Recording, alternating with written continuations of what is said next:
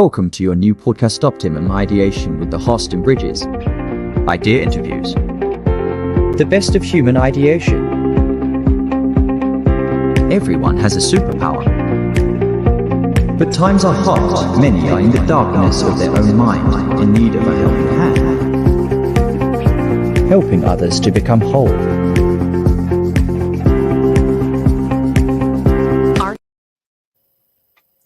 Welcome, everybody, back to the Optimum Ideation podcast. I'm so pleased today to have Mr. Paul Barone joining us of the Wall Printer. Pretty amazing company, and pretty sure everybody's seen the shorts and little reels online and YouTube and Facebook and Instagram of his wall printer, printing all kinds of images and artworks and photographs and all sorts of different creative pieces to walls and also floors, if I'm not mistaken. So glad to have you, Mr. Paul. Thank you, Tim. Pleasure to be here. Yes, sir. Well, today, our little interviews, we like to dive deep into the creators of our time, the great thinkers, the innovators, and, you know, everybody might think it's easy to do business, or it's just oh, that guy's just lucky, or but what we find out is that there's so many different layers to becoming who you have to become to be able to do these innovative things, and let alone create a business out of them. So I like to interview the founders and creators of business and ideas, and see what they went through to get to who they are now, and building the platforms that they built to help others. Thanks, Tim. Yeah, this should be a lot of fun. Hopefully, your audience will get some benefit out of it. Nobody ever learns less afterwards than when they started. So hopefully, there'll be some good conversation here. And to the point that you mentioned, we can talk to any of those things. I'm 72 years old. This current venture I began at the age of 68 after being retired for several years. My career was doing just what you said, exactly finding innovative products that I thought had a solution to some kind of problem and a place in the market, and I would bring them here to the United States, generally from companies outside of the United States, and help them find their high-value customers. Did that as a commission salesperson sometimes as an equity participant, sometimes as an outright owner of the product or technology. But as I mentioned, I was retired a while ago, and what you said about, you know, finding your path and doing what you happen to be doing and how you get there. My company today was awarded Entrepreneurship of the Year, Entrepreneur of the Year award last year in 2023. When I was honored to accept that, and then when I had to accept that award, I told people that here I was at the age of 72, and it only took me 72 years to become an overnight success. But you know, you are where you came from, and you know, this was certainly a road that was not traveled as a traditional hockey stick. It had its peaks, it had its valleys. I call those lesser financial successes learning experiences, and you can get as much from taking a step back as long as you get up and you take a couple of steps forward thereafter. But it's been a wonderful ride for me. I've had over 20 businesses, created a lot of opportunities for other people, which is what we're doing today, and just enjoying what I'm doing. Yes, sir. That's pretty much the focus of this, is to share with others that, hey, it's not all just the award. Okay, you know, it took you so many years to get to this spot, and it's just it's a blessing that we get to this spot, but it's a lot of hard work and a lot of behind the scenes things that a lot of people may not be thinking about when they're talking about starting a new venture or business. So let's discuss some of your most challenging trials and tribulations? Well, as I said, because my journey goes across 7 decades, we don't have to go through the whole lifetime experience here with the Sure. audience. Perhaps over a drink sometime, we can all do Yeah. that. If somebody's interested really in my entire path, they can go onto LinkedIn and they can find that and connect with me. I enjoy building relationships. That's what it's really all about. Giving back, helping other people, letting them benefit from what you've been through and learning from others that perhaps have done things differently or maybe doing something more interesting with some type of a need. So the challenging trials and tribulations that I've had most recently, I might not have been considered the brightest bulb in the pack or whatever the expression is. When in 2019, I created this business, acquired the technology for something that nobody's ever seen or heard about before, vertical printing machines, which are, as you mentioned earlier on in the introduction, these are kind of like inkjet printers on steroids. It's a technology that was developed in Southeast Asia. I discovered it. I actually discovered it through a company in Europe that wanted me to represent them here in the United States. And when I first saw it, it was introduced to me. I said, boy, that's the coolest thing I've ever seen. Now, I have no printing background, and even though I've had a software development company and other technology, it has to be something that just excites me, I feel passionate about, that looks like it's a solution to a problem, which is probably the most challenging trial that anybody has. Is your idea really innovative? Is it really something that people want? Is it something that will make their lives better?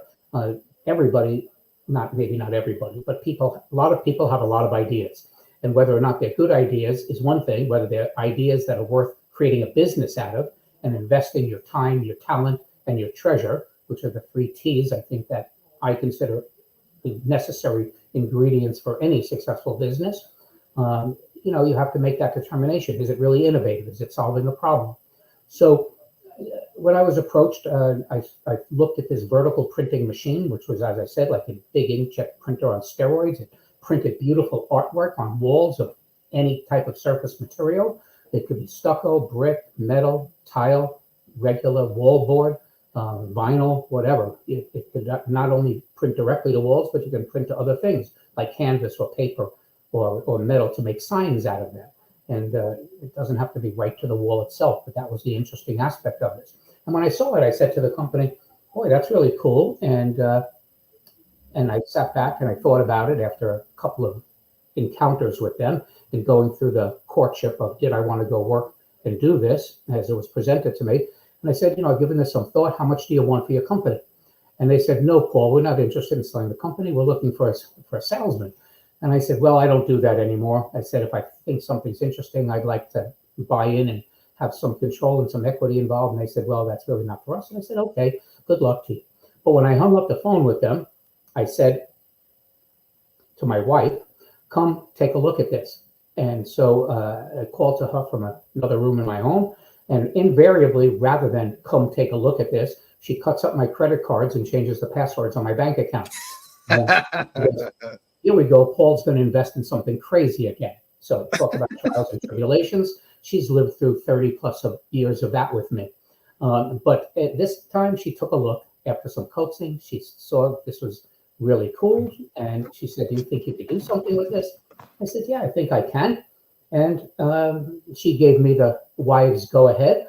And so I went and I pursued it and I started kicking the doors of where was this technology that I'd never seen or heard about before. And again, try to shorten this journey up a little bit. There were only 5 companies in the world that manufacture these types of machines, none in the United States. So that ticked the first button for me, which was important. Nobody's doing this. Some people would say, well, nobody's doing this because nobody wants it. But I had just never seen anything like it before. And I thought that this was a really cool way to put art on walls. And there are very few ways to put art on walls. There's lots of hamburger places and plumbers and electricians and artists. But there's very few actual techniques or technologies. You could put a vinyl sticker, you could do wallpaper, you could have a hand-painted mural by an artist. And all these things have their place, for people who want to put artwork on their walls. But it looked innovative. It looked like another alternative that could actually complement a lot of these things. So I did my homework. I found out that there was really only one company, again, to try to shorten this path, one company that was the really right fit, that had the right stuff, as the expression goes. And so I pursued that company, and they answered positively when I said, you're not in the United States, you're not anywhere in North America or even South America yet. I said, I'm willing to take this product there. Let's make a deal. And so we did. And I bought into the company, and I acquired a lot of it. So now, speaking of challenging trials and tribulations, I did all this, invested substantially in 2019, received my first factory run of machines in December of 2019. And then in January of 2020, we all know the world stopped with the COVID pandemic. And here I was with a product that nobody's ever seen or heard about before, and no way to show it to them, because you couldn't go into restaurants or people's homes or schools. These were all shutting down. People were being laid off, working remotely. And so I said, well, okay, I have the attitude that when you've got lemons, make lemonade. And so when this was going on, I said, all these people are being laid off. Well, I have this big investment. I've got to figure out what it is I have. I need people to learn how to use these machines. We need to be able to articulate what it is to people. So through social media, through TikTok, YouTube, Instagram, Facebook, Reddit, all the social media channels, I put a team together to start creating videos and learn how to use the machine, do all the training materials, build up the team to about 15 people to do all training, support, sales, and everything else. I was fully invested in this, and I believed in it. And so we began doing that. And for about 10 months, we just let people become aware of what this was. Those could be called the tribulations of this timeline. But then, lo and behold, August, September, about 9 months later, we made our first sale. And now we fast forward from 2020 to 2024. We have 160 customers. We're bringing on about 1 or 2 new every week. These are people who we're putting into business. And it's just a real pleasure to see the kind of growth. And again, the reason I was so gung-ho on this, even in the face of the COVID pandemic and people being laid off, is I viewed that as an opportunity for people rethinking their lives. Other people were looking at their challenges. Did they want to go back to work when they no longer were being asked to work remotely or had to work remotely? Did they want to go back to working for another company, or did they want to do something on their own and have a little bit more independence and control of their financial and their lifestyle? And so this turned out to be a really good time for me to introduce this to people who are seeking these things out at the right time. And of course, everybody was just using the internet then, because there was no way to actually travel around. There were no trade shows. There were no industry events to explore these things. So the vehicle we chose to introduce this, social media, resonated with, well, today, millions and millions of people who have seen our ads and our videos and everything else. So all good. Yeah, I can recall back, probably that same damn time frame, and just seeing little videos of this wall printer, and I was like, man, this is awesome, and then now here we are, fast forward years later, and we're talking about it. So yeah, there is definitely a market for it, and it's almost like every construction company or everybody that's, let's say, doing drywall or painting companies. I mean, a lot of people could be implementing this technology into what they're already doing and probably helping them out. Our customers fall into 2 basic buckets. There are people who just see this as an entrepreneurial venture and a startup. They're willing to invest $35, $50, sometimes as much as $100,000 in something that's not a franchise, that's not being controlled by somebody. We don't reach into our customers' pockets. We do give protected territories to people based on their geography and population, cities, counties, whatever. Because when people raise their hand, we kind of respect the fact that they're willing to take a risk on something new. So we want them to grow. And if somebody takes on this responsibility to start a business in their own community and do this, then we're going to make sure that they get the support and opportunity to do this without interference by other people. So we sell only to them. That's our business model.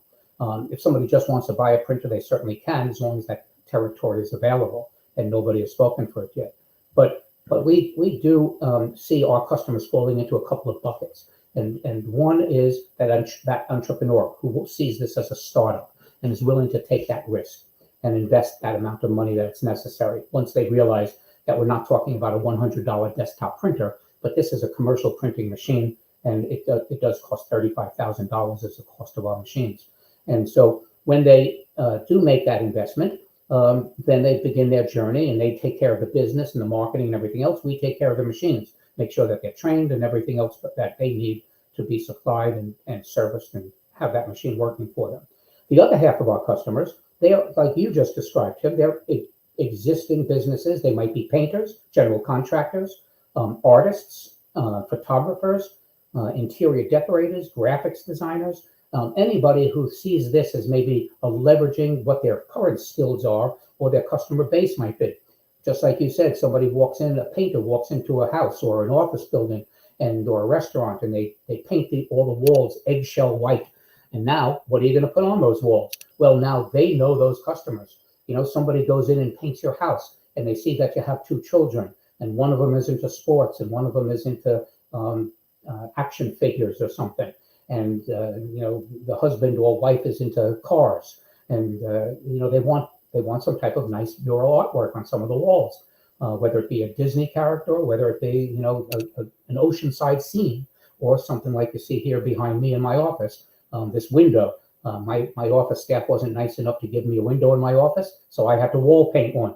But that's you know, that's an example on concrete wall. Actually, it's a big 5x8 mural behind me. But that's where our customers are. They're either leveraging their own customers and adding revenue to what they already do, or they're starting fresh. And again, talking about trials and tribulations that they have, I always say to people that are interested in this, look, if you really want to get into the business of wall printing, or as you mentioned early on in your introduction, I've invented a floor printer since we started. And so we have a machine that also prints on floors, as well as the standard machine that prints on walls. Of course, there's more opportunity with a wall printer than a floor printer because every room has 4 walls, but only 1 floor. But still, the opportunity does have its trials and tribulations for our customers. They have to, and what I say to them is, look, you want to do this, it's going to be good news and bad news. The good news is you're going to be the first one in your community to deliver wall printings to people, or restaurants or schools or whatever.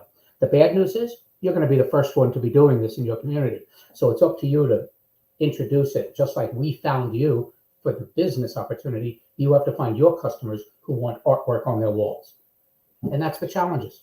Yeah, there's I see the entrepreneur aspect to it.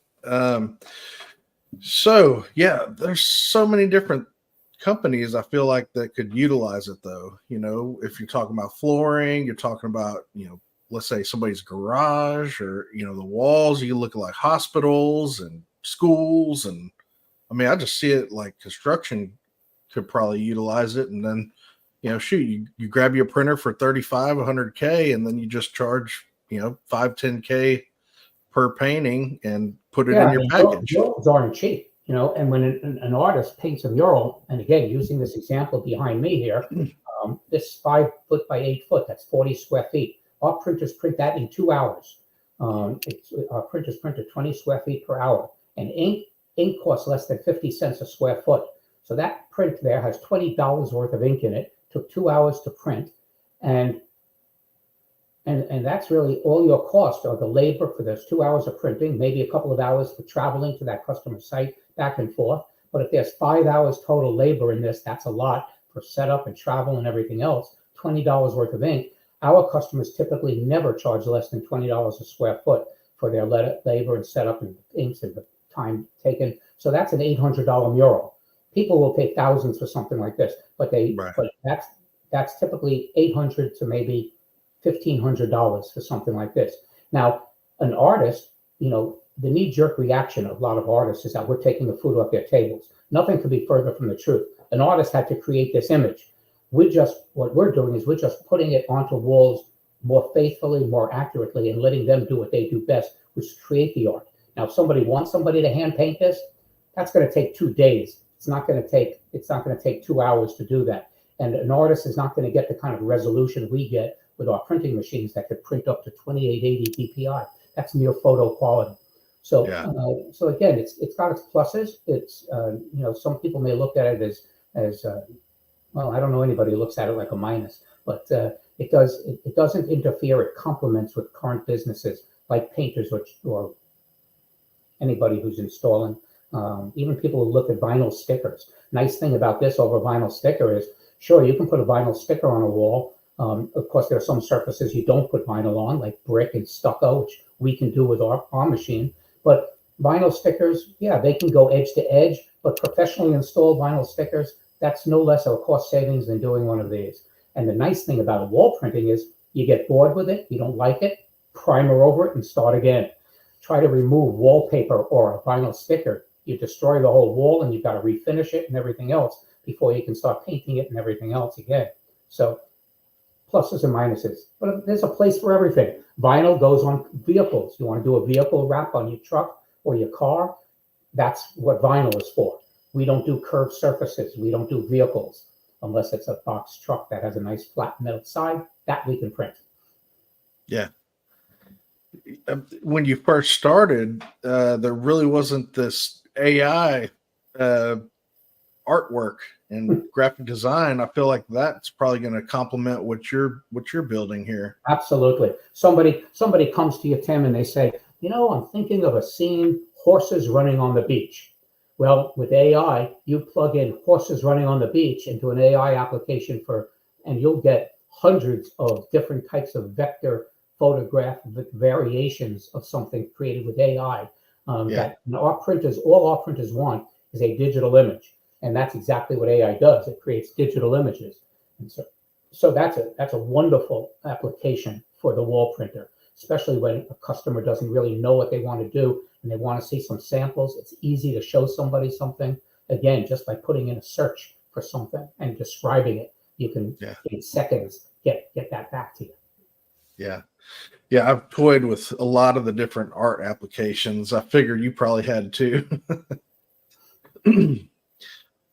So what layers did you have to reveal to become who you are now? You mean besides the layers of fat I fight with every day? So yeah, what layers? Well, I get very excited about something. What I really had to reveal, as well as sometimes put back under the covers, is sometimes the enthusiasm for something before thinking it through completely, and then of course understanding what you're capable of doing and what you're not capable of doing. I think everybody has to understand not only what gives you pleasure in what you do, which should be the first thing that you should think about. That's so important that you do what you enjoy doing. What's the old saying? If you love what you're doing, you'll never work a day in your life. Well, I've always felt that that's a truth and something that you can actually live to accomplish. And so I've always tried to do it that way. And I've been fortunate that for the most part I've been able to. But at the same time, you'll find there are things that you don't do well. And then you have to incorporate or partner with other people or hire people to fill in those gaps. And I realized early on, I love building relationships. I like the sales and marketing aspects of things. I didn't like managing people too much. I didn't like the financial aspects. I wasn't going the route of becoming a lawyer, so I don't know legal aspects that have to be considered with a business. In my business right now, we think about intellectual property for the images and artwork that our customers may want to put on somebody's wall. So the Disney police don't go chasing you and you put the Little Mermaid on some children's wall. But all these things are you have to figure out, what do you do best and what challenges do you personally have that could be better fulfilled by somebody else. And, that's what I had to reveal as time went on, is the things that I enjoyed doing and the things that I did well and the things that I didn't do well. And you have to recognize that. Yeah. When I first started these businesses, I knew that I always wanted to help others. Like I wanted to do more. I felt unfulfilled in the work that I was doing, which was pipeline. And I felt like, I want to help more people. And I started a recruitment staffing company, which we made a multi-million-dollar adventure, but it going through these crazy times that we're in, like it's just a whole different market than even 6 years ago when we started.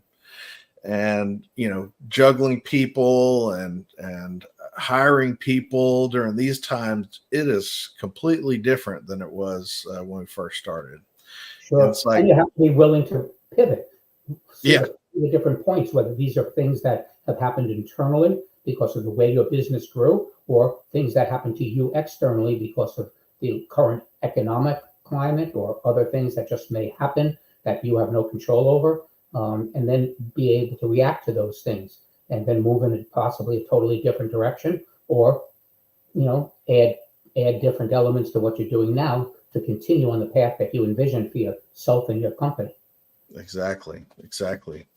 And that's why I love having these conversations with people like yourself, is because we kind of get it. We've kind of been banged around a little bit by, by the markets or by our adventures or what have you. But so I like asking this question is, what is your next layer to remove? Because I feel like we always have something else and we kind of know what it is, and we just, we'll get there, I guess. Well, in my case, as I mentioned early on, I'm 72 years old, so I don't have a lot of these runs left in me, as much as I enjoy it. And while I've said it many times before, that I'm going to kind of just sit back and relax and do play with my dogs and swim and play tennis, which are the two things I enjoy doing for recreation. I would, my next layer to remove is the burden of the responsibilities of business and the Yeah. employees and the customers, and handing that off to possibly the people who work with me now and work for me. I always believe in equity ownership for everybody that's involved. Everybody should benefit by the success, and be in the boat to row together. And so I like sharing the rewards of something if it's successful, and if it's a slow success or not so successful, you all try to work together to turn it around. And so, I guess the next layer I'm going to remove is just just that aspect of my life that I constantly feel the need to increase revenue, market position, everything else that goes along with it. I'm not there yet. I'm enjoying Yeah. this business too much, and it's a fun business, and it still has a lot of growth ahead of it. I said we have 160 customers. That sounds pretty good, but very honestly, our territory size that we award to people is 300,000. There's 300 million people in this country. That's 1,000 territories just in the United States, and we've got about 150 of them here. And then there's Canada, Mexico, South America, the Caribbean. We just sold one to Puerto Rico. So there's opportunities everywhere, and I'm still enjoying the ride. That's great. Yeah, my grandfather, he ran a business up until he passed a little bit after he turned 80, and he was never going to put it down. He didn't even have the discussion about it. He just knew he was going to work forever.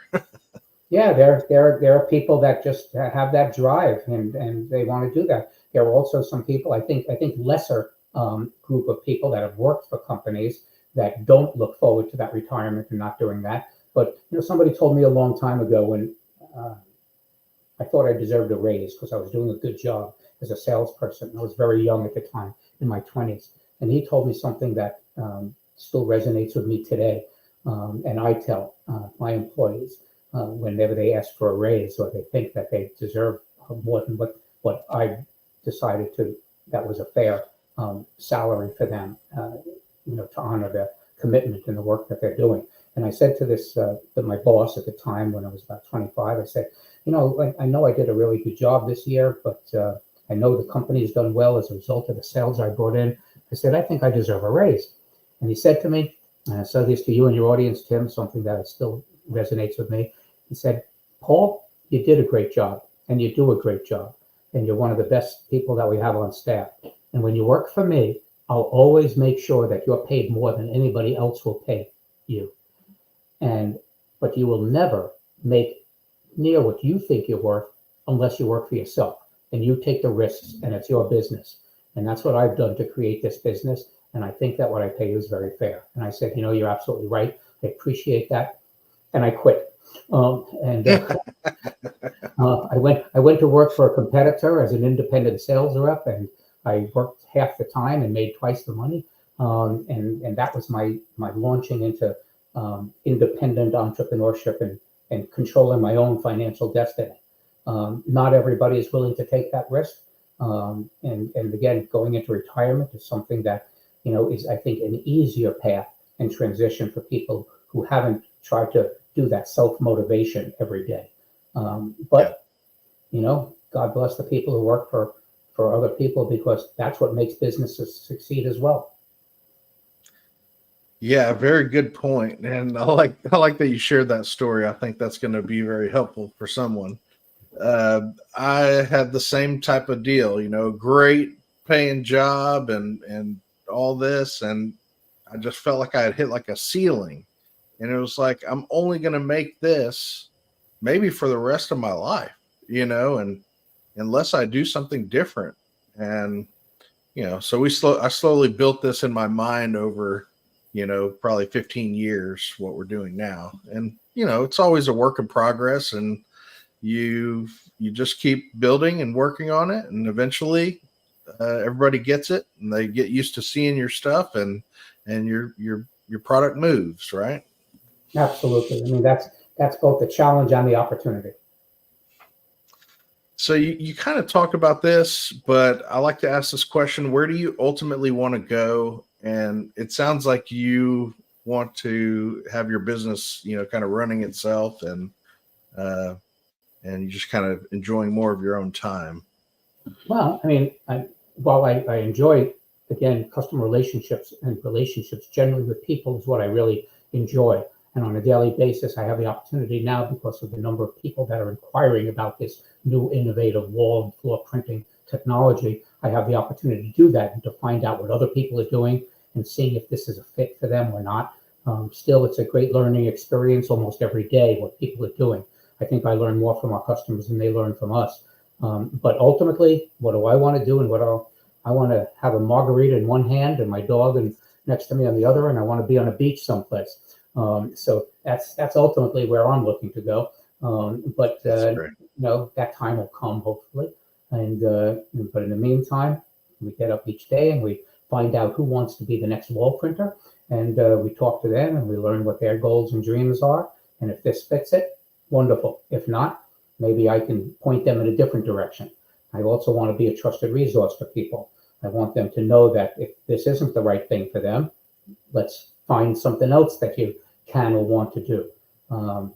It doesn't help anybody to be in the wrong cubby hole, so to speak, or slot in life. That's you don't want to put yourself in a position that is just you're destined for either failure, disappointment, or just a miserable day. Every day I wake up, I can't wait to get started. And if you don't have that kind of an attitude, well, number one, I feel sorry for you, but number two, you have the power to change that. Very good. Now, when you first started in this journey here to the wall printer, what is something that was more trying than you had expected? Well, like I mentioned earlier, of course, the challenge of going through the pandemic with some product that nobody's ever seen or heard about before. Yeah. That was certainly the biggest unexpected challenge that came upon me out of my control at the time. But then again, I had to quickly take control, and I did make that negative a positive. So that's what happened. Now, if we talk about the journey of my career, something more trying than expected, that would have been, just the frustration of not knowing really what I wanted to do. And I tell people all the time, I'm working with one of my nephews right now, trying to help him kind of find himself and what path he wants to take. You don't have to know it all. You don't have to, I've owned over 15 companies, and I've worked for probably the same amount over the years. My parents, they each worked for one company, start to finish, from out of college, high school, or out of the military service to the time they retired.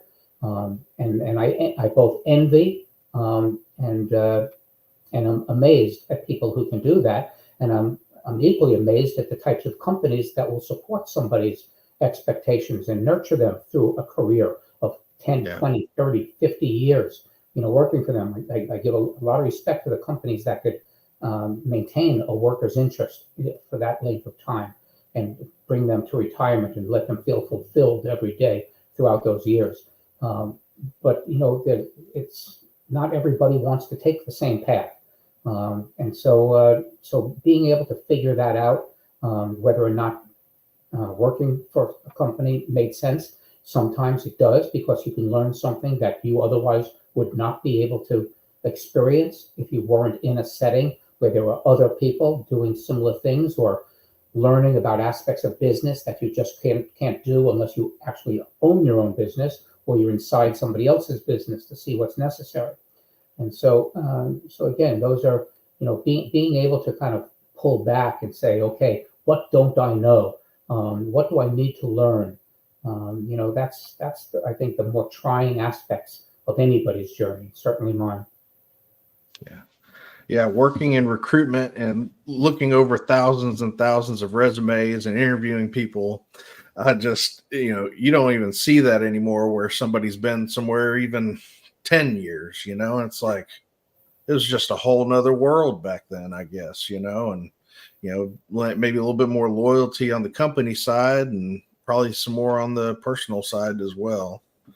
Yeah, I think people are, the times are different, and the nature of a good number of people. I don't know that it's a majority, but a good number of people certainly are always looking for the next big thing for themselves or whatever else. And of course, we live in a world where there's so much information being exchanged. You see how what other people live and what's out there, and the ability to be able to freely travel in a lot of places and do different things.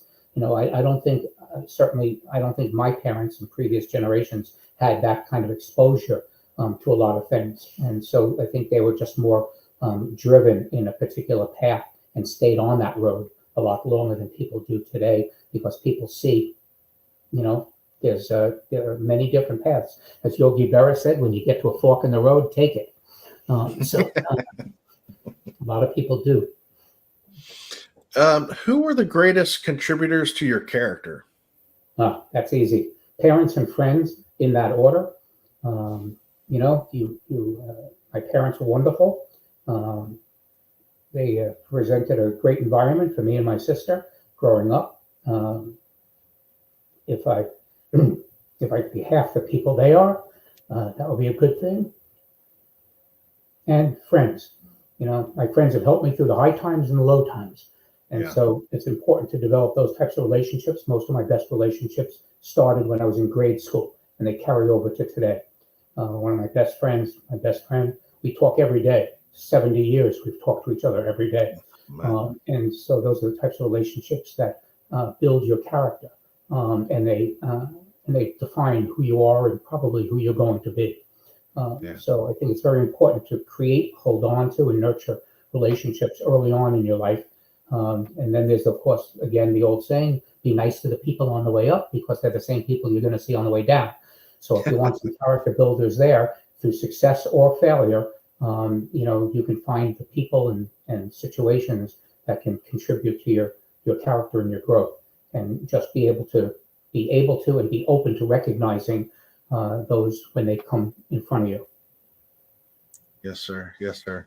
Yeah, we have to be humble, because sometimes the feet you're stepping on today are connected to the butt you're kissing tomorrow. But no, I've really enjoyed doing this podcast, this past year or so, because I get to find other people that I respect, and I think it's kind of rare to find people like ourselves that are just, they get it. We get it. We've been through all these different trials and tribulations, and you just kind of get it. You understand people, and not a lot of people take the time to understand people and what this life is all about. So, well, we're all on in this boat together. Try to make the best of it. I try to start everybody at 100% and then let them prove otherwise. And it's just, what's the alternative? I think it's Yeah. just, you're just going to be miserable otherwise. Yeah. Anger and frustration.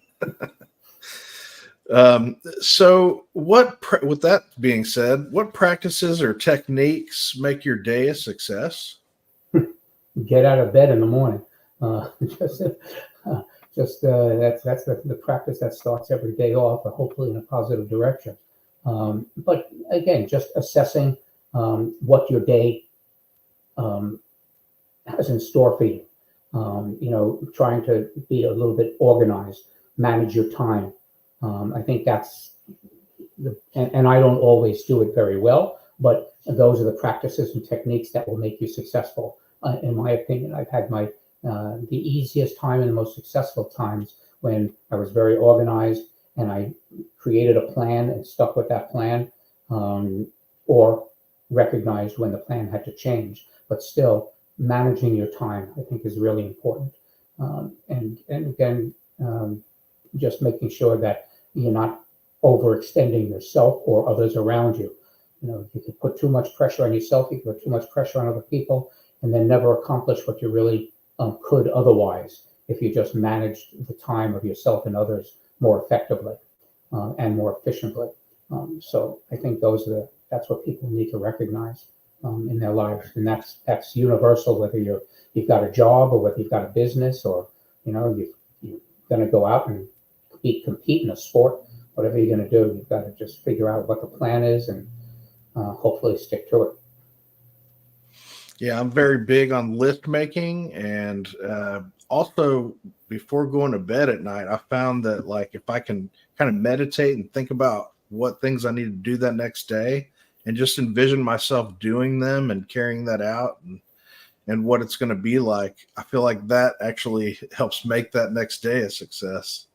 Yeah, I think everybody needs to have some type of, you call it practice or technique, but you have to have something that you do, whether it's meditation. I've got a massage chair I sit in that relaxes me at the end of the day. Listen to some soft music or something like that. Everybody has their own technique, but you should have something that lets you.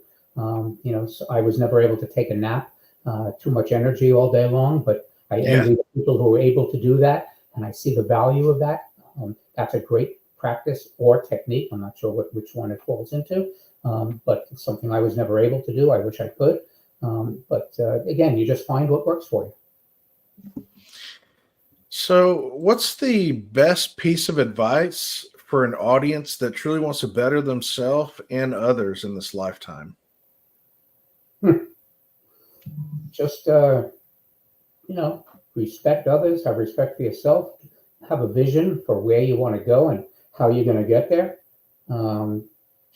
That's what it's all about. You just have to be open for opportunities as well as challenges, and then get through them. Sometimes you can do that on your own. Sometimes, don't ever get down on yourself when there's an option to incorporate the assistance, help, guidance of somebody else. If you want to become better, take advantage of people around you that might very well be better. And so, you don't have to think of yourself as the one who has to do it all. It's a challenge for a lot of people to say, I can't do that, or to recognize when they can't do something until it's too late. I think you just have to, be open, have the flexibility, be aware of the people around you. Of course, some of those people will not have your interest at heart. And that's something else that you have to recognize too, when somebody is not really looking out for you. But if you want to better yourself and others, give it your all. Start people at 100%. Be at 100% for other people, and then let the circumstances change that if they have to, or let it be a great experience for everybody. Yeah, that's beautiful. Beautifully said. I've been in a spot where I thought, hey, if I'm partnering up with these people here, we have the same interest at heart.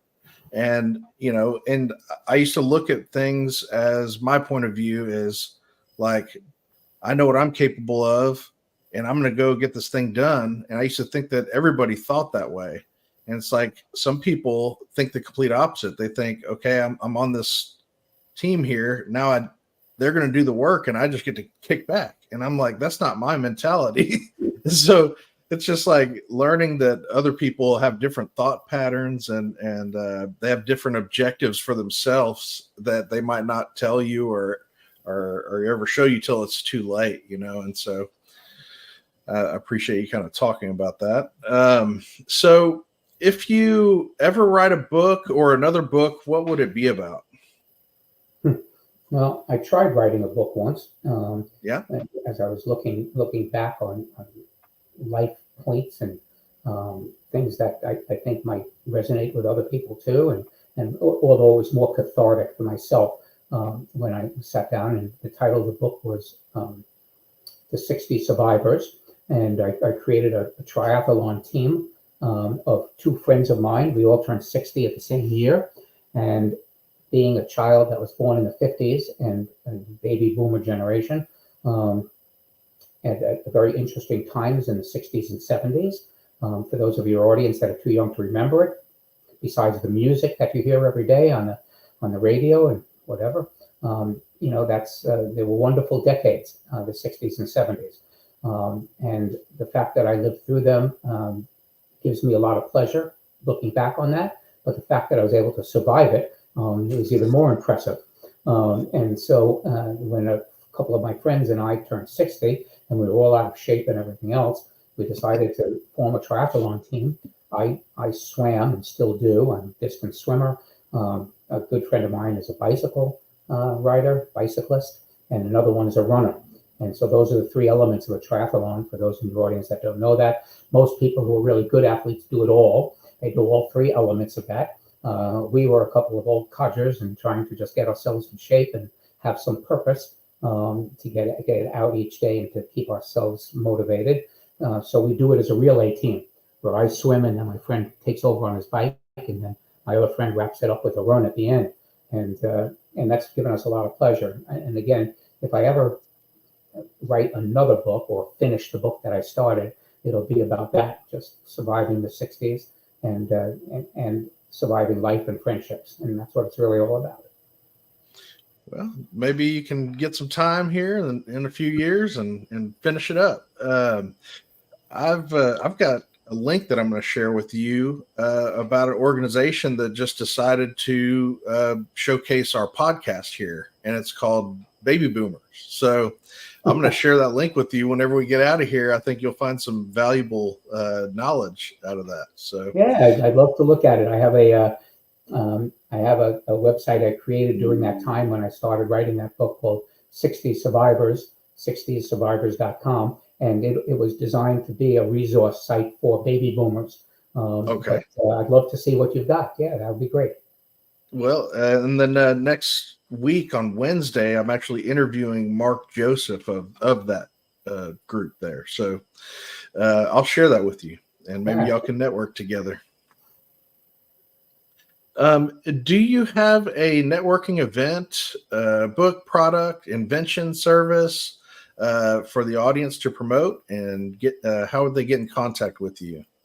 Yeah, no, I don't like these, and I don't intend these types of interviews and podcasts. I enjoyed meeting you, Tim, and I hope your audience got something out of it. But I don't make this a sales pitch for the wall printer. If somebody heard something that they really would like to do, and they mention your podcast, I will give them free shipping or accessory products valued at $1,000. Again, know with your eyes wide open that if you want to get involved in this business, it's a $35,000 investment minimally. But of course, we expect that to return itself to you many-fold if you actually, do the business as you should. But we are very happy to engage your audience of anybody that wants to do that, and they can reach out to us on our website, thewallprinter.com. If people just want to connect with me, I always like hearing other people's stories, and if they heard something of value and they would like to talk or get to know me and share their experiences, or maybe they have something going on that they would like a little direction, I'm sure I could learn as much from them as they can from me. But use LinkedIn. Not really an advertisement for LinkedIn, but I think it's a great professional network, and it's a good way to connect with people that might be like-minded or trying to do the same things or have the same challenges as you. So if you want to, anybody who just can spell my name correctly, Paul Barron, will probably be able to find me on LinkedIn, and feel free to connect, and I'm happy to do that. Beautiful, beautiful. Thank you. Well, thank you everybody for joining us, and this concludes our episode with Paul Barone. Thank you for joining us, and we look forward to visiting with you next time.